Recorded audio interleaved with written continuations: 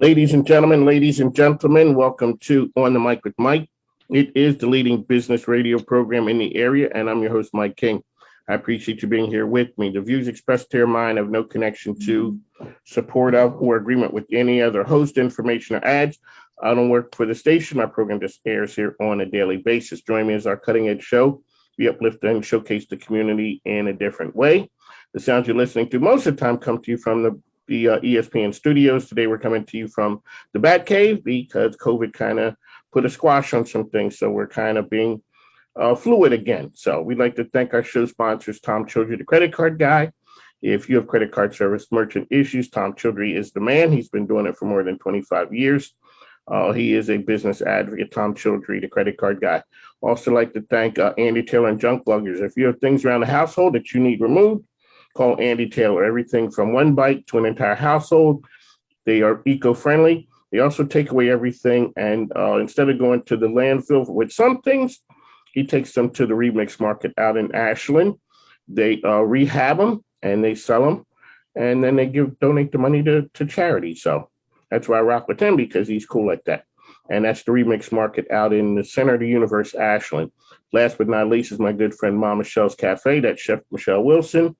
My mentor, who's out there doing big things. So Mama Michelle's Cafe on the South Side. I'd like to thank all those folks. If you'd like to follow me, hashtag Mike King Biz, hashtag On the Mic with Mike, Mike King Biz Radio, ESPN Richmond 106.1, as well as The Choice 106.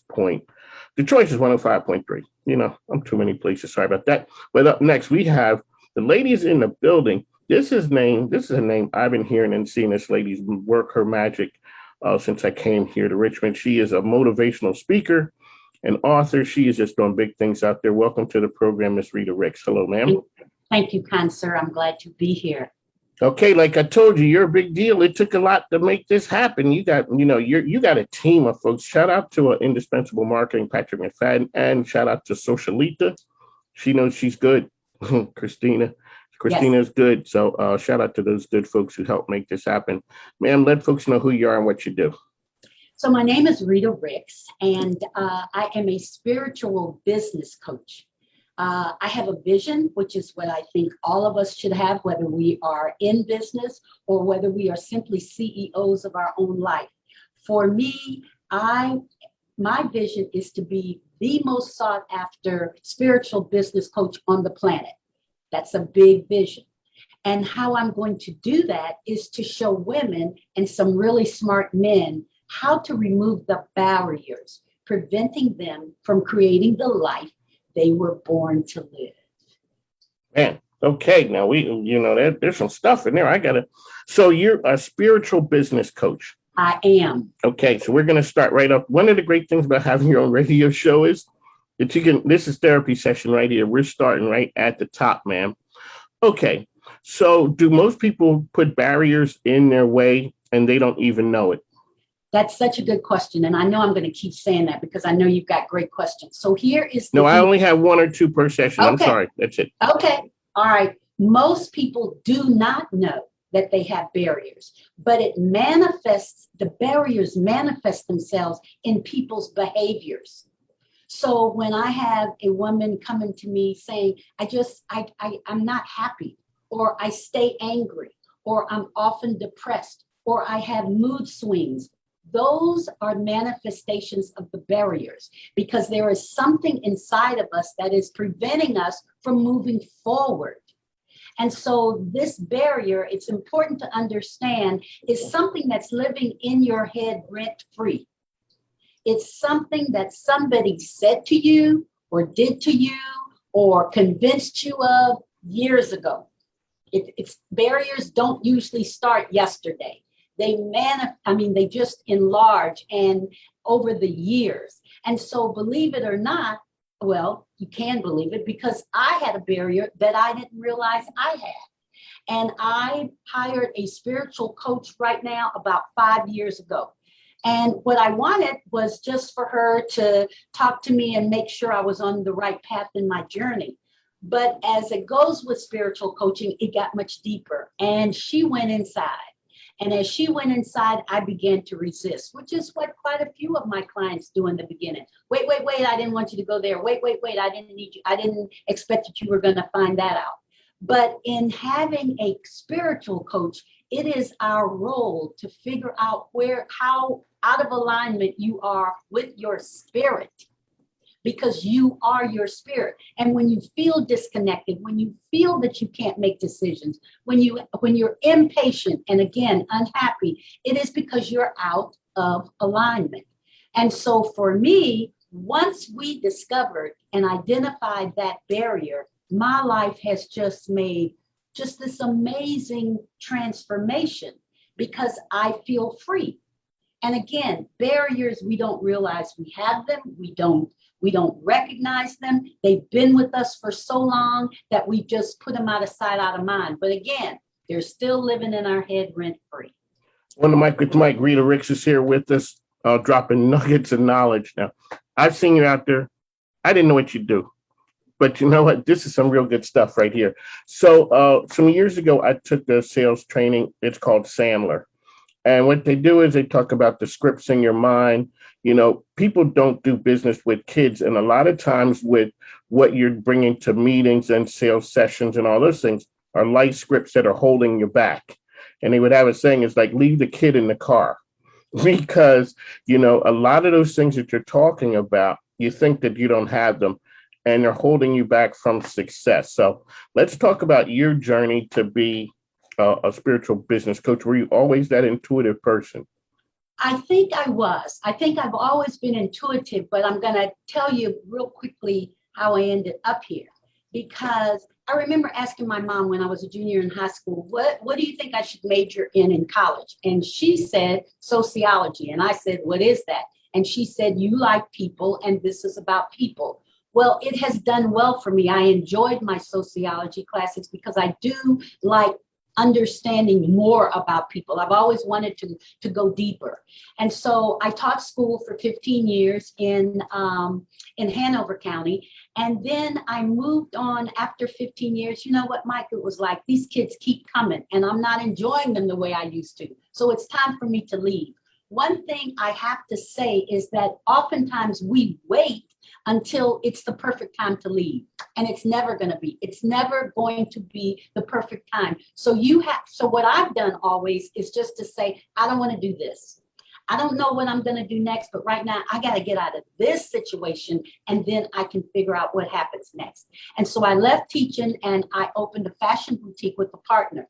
That was eye-opening to me in a lot of ways because I realized that women buy not so much about how they look on the outside. They buy because of how they feel on the inside. And that was eye-opening to me.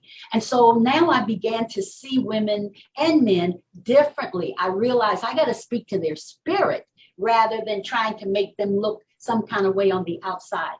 After 2.5 years with the boutique, I then moved in to get certified as an image consultant. Once again, I'm still working to see what looks best on you and how you feel on the inside so that it will come out on the outside. Left the boutique and opened Mirror Enterprise. I had that for 20 plus years. It was a professional and personal development training company.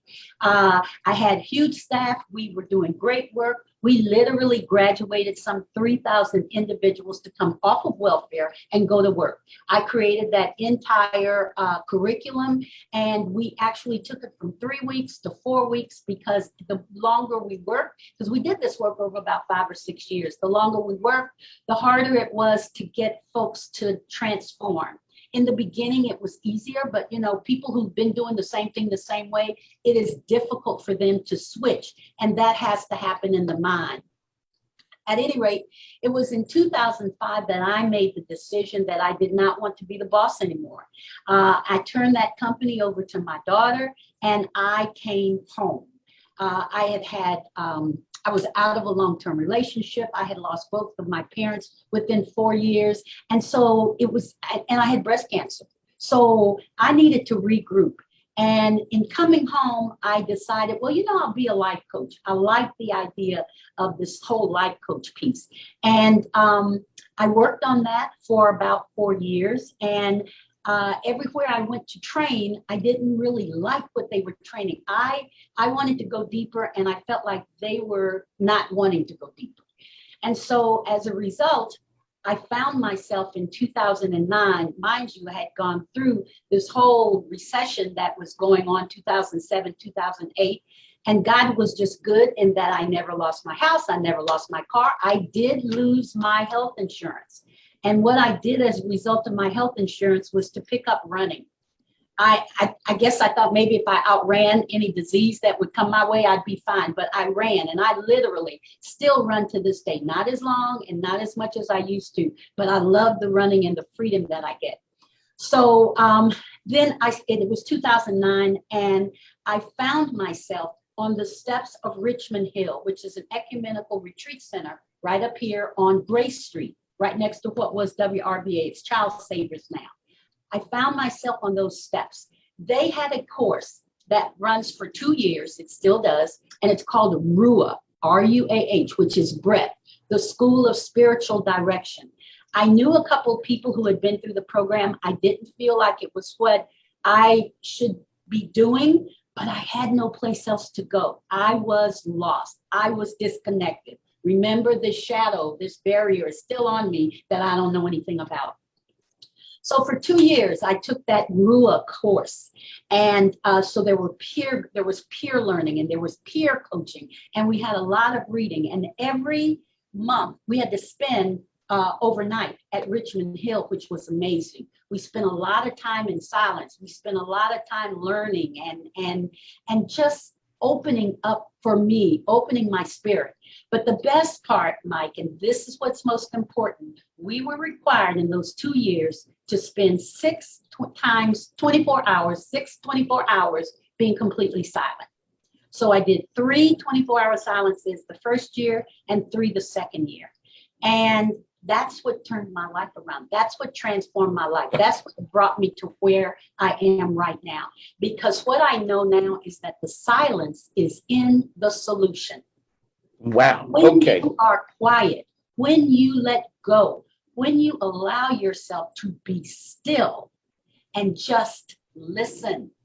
So this is not about, oh, I can't talk. I don't know how to not talk. No, this is about listening to your creator. Now, I say God, others say creator, some say the universe. It's okay. It is to know that I didn't get here by myself, and I am not on this planet by myself. And so the silence just became better and better, to the point that I would take a huge flip chart with me. The second year I was there, for those last 3 times, and the ideas were just rocking and rolling about what I need to be doing, what I should be doing, what I could do, what I wanted people to know. And so that's how I created this whole spiritual piece. So I went in as a life coach. I came out as a spiritual coach, because then I had a direction. I had begun to hear what my path is. I began to realize how all of my experiences had brought me to this point. And so on the last silence that I took, it was in April of 2011. We were in, they have chapel morning, noon, and evening. And so I was in the noon chapel, and our silence is just from 4 o'clock one day to 4 o'clock the next day. So I had the majority of my silence for this day at 12 o'clock. And Mike, I started, the song came on, the pianist was playing Thank You, Lord. And so everybody knows that song. And so I sang it. The second verse was Been So Good. And Mike, I just started to cry, and I couldn't stop. And I couldn't figure out why. And people were saying, are you okay? And I'm going, I'm fine. But it was just getting uglier and uglier and uglier. I now realize that that's when I let go. That's when I surrendered. That's when I said, you know what? I don't need to be on top. I just need to go hand in hand. So God and I are co-creators of my life at this point. And he tells me what to do, and I just follow. And so that's since 2011, I have been on this spiritual path that has been amazing. And I simply want to minister to 1 million people a year. That's what I want to do. So being on your show is important, because if I minister to nobody else but you, it is part of my million. And I will get there. I will get there. And Okay. Go ahead. Go ahead. Am I the best interviewer ever? You know how many questions I've asked you? I know. I think 3 maybe. Exactly. That's the magic of this right here. When I get the right people on, I open the gate, go ahead and go for it. Because it's some of the things that you touched on, the power of silence. I remember when I was a kid, the saying was, be still, all the running around and all those things. So that part of it is impactful. The message, the journey that you're going through is, it's one of those Jerry Maguire, we're going to start crying moments, because that's what we're talking about. Let's talk about, so you've taken, and I always say to people, this is a business-ish show. Yes. You have, and my wife always calls it that I believe in, like the whole kumbaya, we all can get along. That's exactly what this show is, ma'am. You have packaged all that up and made it a business. I have. How do you do that? So I believe that, okay, another good question. I believe that the money follows the ministry. Whoa. So whatever you are here to do on this planet, you will make the money. You will make the money, but you have to have purpose. You have to have vision. You have to understand, and you have to know where it is you're going. So I facilitate the New Virginia Scaling for Growth class that is offered by the Commonwealth of Virginia. It is out of the agency Small Business Supplier Diversity. We offer this course twice a year. And I have 16 entrepreneurs. I am now in my 10th class in Virginia, although I did one in Maryland prior to. So 11 classes I have taught. And there are amazing skills that these folks learn in those 6 months. Amazing skills. We talk about, you create a growth plan. And we talk about your finances. And we talk about human resources. We talk about marketing, all of that. But what I have discerned is that if you don't see yourself as a CEO in your head, you're going to struggle. You can have all the skills in the world, but you have to believe that you can do this. You have to trust in yourself. And so I was interviewed last Friday by a woman out of Oregon, and she asked me a question that has just blown me away. And it was easy. It was, what is it one thing that people don't know about you, Rita Riggs? And what came out is still interesting to me. It is the fact that I've been in business almost 40 years, and it is just in the last 5 that I have become a CEO. So you're saying that can be learned over time? I do believe it. I do believe it. What happens is we are typically entrepreneurs. We have a craft. There is something that we do, and we do it very well. And so we jump in. But we miss out on the business aspect. And the business aspect is knowing your numbers. The business aspect is making sure you do have a vision, that you're following that vision. The business aspect is that you have people on your team who know the vision, and trust you. The business aspect is that you lead and they follow. The business aspect is that you have a plan that is written down that describes where you're going to be. Is it just going to be for 6 months? Is it going to be for a year? Is it going to be for 3 years? In the class that I teach, it's 3 years. And I'm telling you, when you have that plan in front of you and you can check it every day, then you already know where you're going. You don't get up going, I don't know where I'm supposed to be. You get up knowing exactly what you're supposed to do, and you've got in that plan what the people you work with are doing. On this board back here, it's been up here about 2 weeks. I have laid out from August through January what we are supposed to be doing. So what needs to be promoted? What does my accountant need to know about the budget? All of that is back there on that wall. My point is, that's the part about being a CEO that we don't typically get to. And so I will say that you have to have a business coach. You have to. You have to have someone who can step back and look at the big picture. You have to have an accountant, somebody who looks at your numbers and go, they're not working this way. You got to do something else. You're spending. Look at you have to have this person and you have to trust that person. You have to have a banker, somebody that I go to my banker once a quarter just to say, this is what I'm doing. This is where I am. Just need you to know.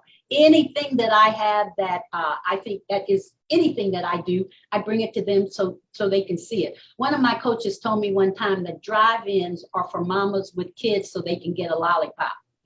Those of us who are in business need to go in. People need to say, hey, Miss Ricks, good to see you. How can we help you? That's the relationship you need with the bank. That's what some people missed and didn't get PPP or EIDL. They weren't ready. They were not ready. They didn't have the numbers there. You cannot give a social security number when you're being asked for, a tax ID number. So there's little things that we miss that we can't say, well, I got this, and I'm making money, because what you want is for your business to be sustainable and to last beyond you. On the Mic with Mike, the best business radio program around. We are on ESPN Richmond 106.1, the Choice 105.3. We're the best because we got ladies like this right here dropping nuggets of knowledge on us. Okay, so here's my good question right here. What gives you hope?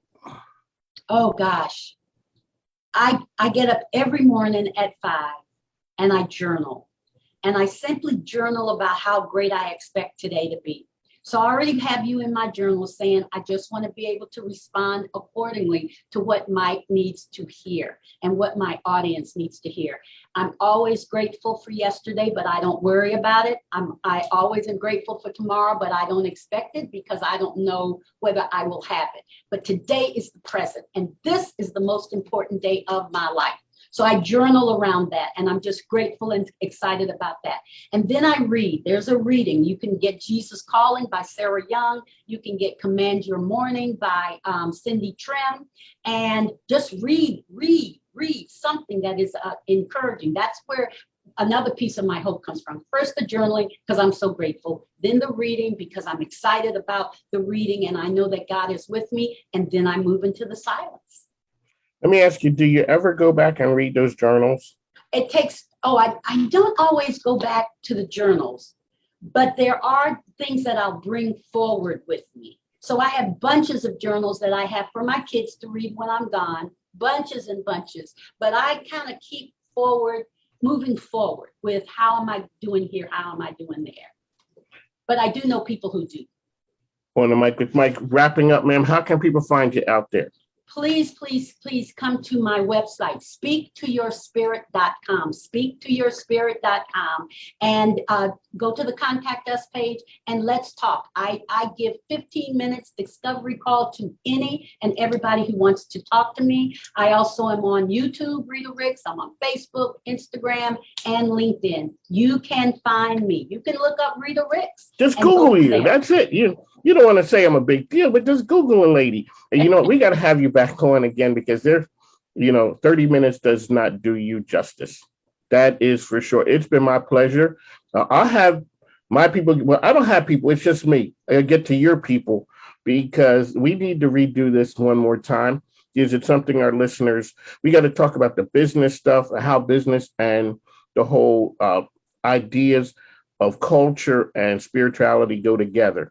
That's a part for this program. That's what I say. We are a social enterprise business program where business can help society be better. And that's exactly what you're talking about. So thank you for coming on, ma'am. What we'll do is we'll talk to you later. Ladies and gentlemen, Rita Ricks, thank you now. Take care. Bye-bye. Bye-bye.